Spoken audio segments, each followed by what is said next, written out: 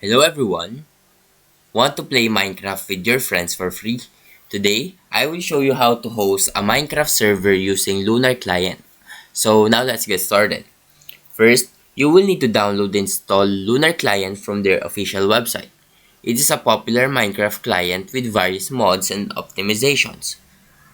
So once you have a Lunar Client installed, you will need to set up server files. Head over to the official Minecraft website and download the server software. So make sure to place it in a dedicated folder on your PC.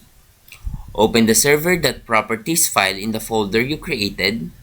Customize the settings like player limit and game mode, and be sure to save the changes. Now, double click the server file to launch it.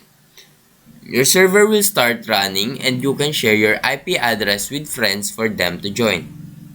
And that is how you can host a free Minecraft server using Lunar Client.